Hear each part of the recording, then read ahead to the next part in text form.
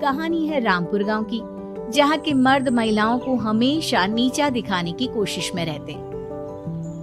अरे अभी तक खाना नहीं आया, क्या मुझे एक और शादी करने की जरूरत है? नहीं जी नहीं, ऐसा मत करना, वरना मैं कहाँ जाऊंगी। खाना लेकर मैं अभी आई जी। गांव की पंचायत में भी फैसले हमेशा औरतों के खिलाफ ही रहते। मैं जो फैसला सुनाता हूँ वो भगवान की आज्ञा होती है। इस लड़के ने अपने मन से शादी करके अच्छा नहीं किया।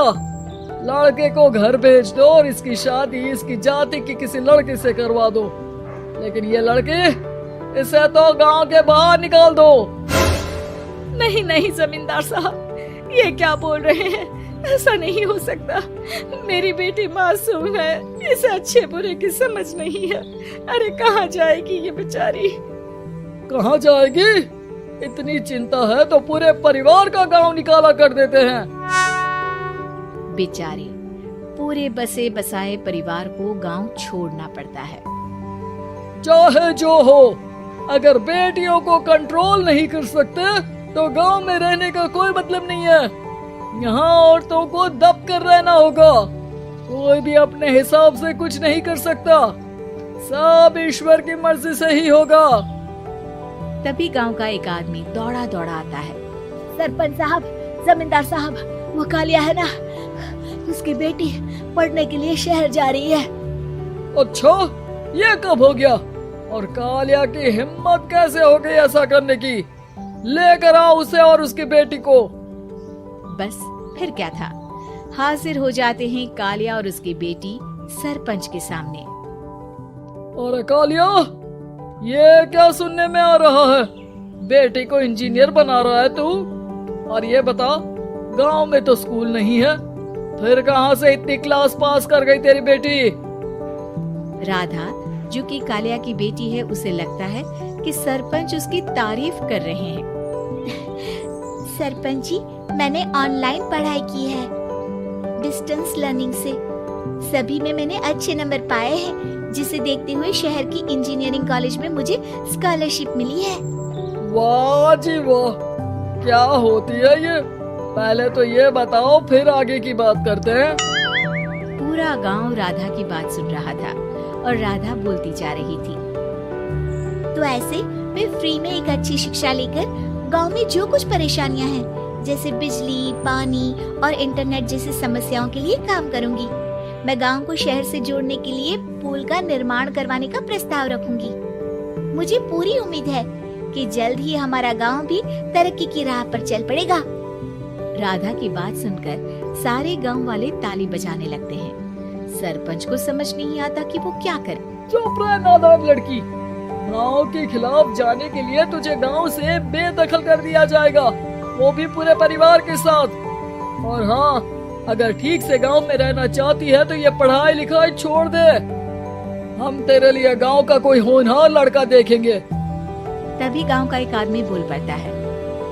अरे नहीं नहीं सरपंच जी, राधा बिटिया जो बता रही है, अगर वैसा हो जाए तो हम लोगों को पैसा कमाने के लिए बाहर नहीं जाना पड़ेगा। हाँ जी, और ना ही कोसों दूर पानी के लिए भटकना पड़ेगा। हमारे बच्चे भी अच्छी पढ़ाई कर सकेंगे और आगे बढ़ेंगे, ना कि हमारी तरह खेती करते बैठेंगे। क्यों गांव वालों, राधा बिटिया का साथ देना चाहिए ना।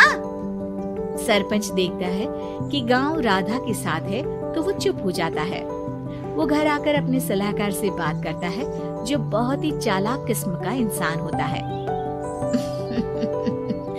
अरे सरपंच साहब, आपको बहुत ही होशियारी से काम लेना पड़ेगा। एक बार गांव तरक्की कर गया, यहाँ के बालक पढ़ लिए तो कोई ना पूछेगा आपको। और फिर ये जो बेटा और बेटी है ना आपके, इनको भी आम लोगों की तरह ही जीवन जीना होगा। हाँ, लेकिन करे तो क्या करे? वो ना आप मुझ पर छोड़ दीजिए, बस मैं जैसा बोलूं करते जाइए। अगले रोज सुबह जब गांव वाले सोकर उठते हैं तो राधा के घर के बाहर और साथ ही वो लोग जिन्होंने राधा का सपोर्ट किया था, उनके घर के आगे लाल रंग से कल आऊंगी लिखा होता है। कल आऊंगी, यह क्या होता है?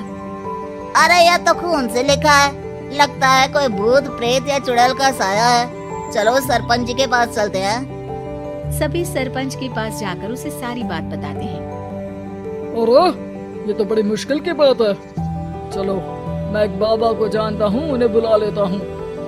सरपंच बाबा को लेकर गांव के घर के बाहर जाता है। ओहो, तो ये वो चुड़ैल है जो उन लोगों को निशाना बनाते हैं जो गांव को बदलने का सपना देखते हैं।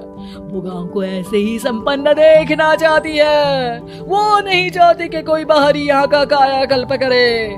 क्या तुम लोगों में से किसी ने गांव को बदलने की सोच रखी है? तभी राधा की माँ रोते रोते आती है। मेरी राधा घर से गायब हो गई है। अरे कोई तो बचाओ, मेरी बच्ची कहाँ गई?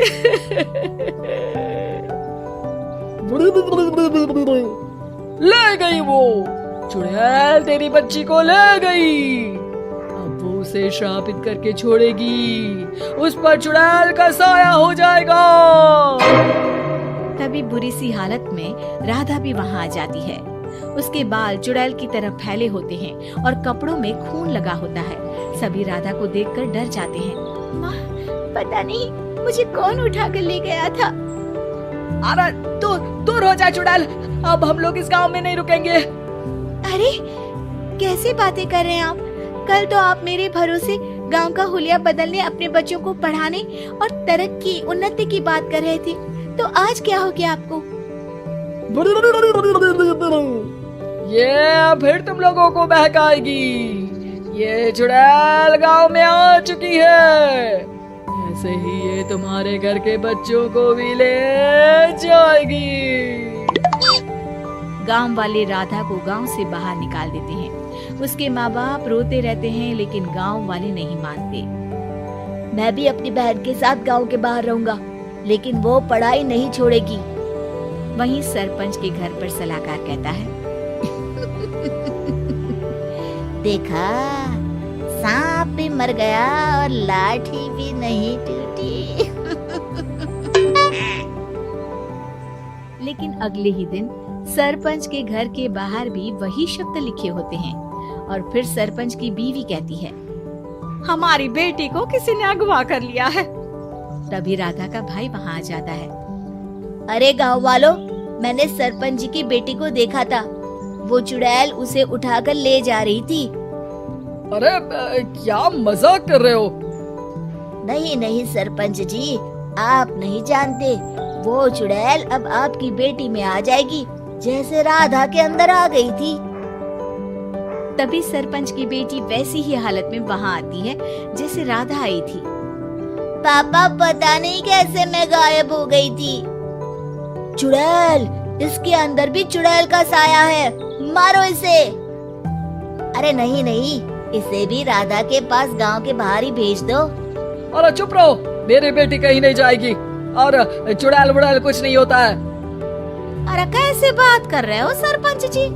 आप तो बोल रहे थे कि आपका फैसला भगवान का ज्ञान होता है, तो अपने पर बात आई तो अब आप ऐसे बोल रहे हैं। अरे ना ना ना, आपको अपनी बेटी को त्यागना ही होगा। अरे बुलाओ बाबा को। राधा का भाई बाबा को ले आता है, जिसे अब गांव वालों के डर के कारण सच बोलना पड़ता है। मैं कोई बाबा नहीं हूँ, मैं तो मोची था। ये सलाहकार महोदय ने मुझे कहा था एक्टिंग करने को। वो मुझे पैसे देने वाले हैं। अब मुझे माफ कर दो। गलती हो गई, मुझे माफ कर दो। तभी वहाँ राधा आ जाती है। देखा सरपंच जी, जब गांव के बच्चे साक्षर होंगे तो आप जैसे लोगों की चालाकी नहीं चलेगी।